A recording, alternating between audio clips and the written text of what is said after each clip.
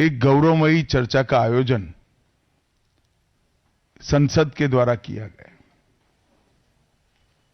वो चर्चा में 75 साल की देश की गौरव यात्रा, विकास यात्रा और उपलब्धियों की भी चर्चा होनी थी। ये तो स्वाभाविक है कि जब लोकसभा में, राज्यसभा में पक्ष और विपक्ष होते हैं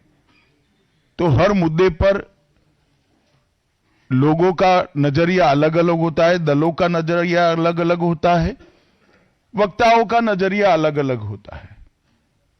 मगर संसद जैसे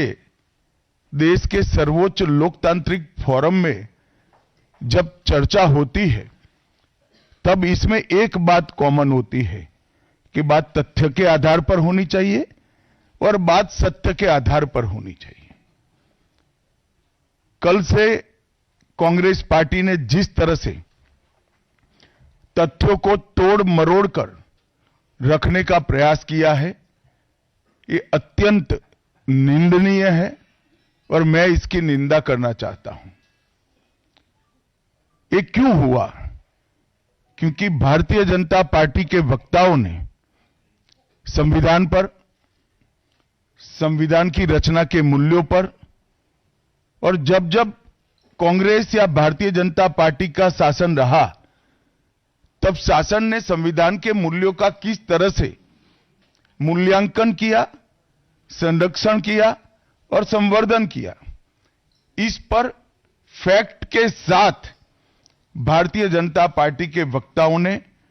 अनेक उदाहरणों के साथ जनता के सामने विषय रखे और उसमें वो तय हो गया कि कांग्रेस पार्टी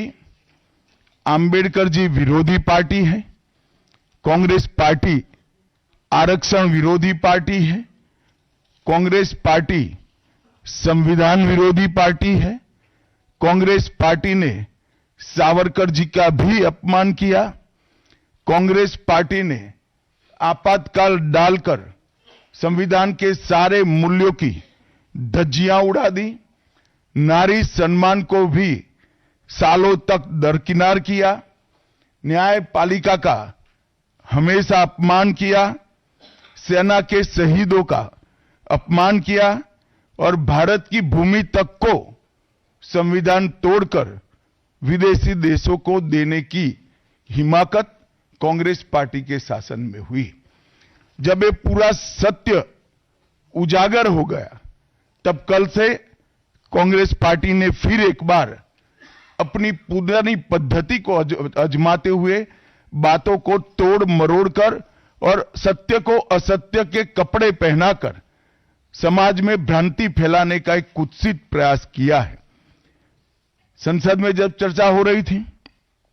ये सिद्ध हो गया कि बाबा साहेब आंबेडकर का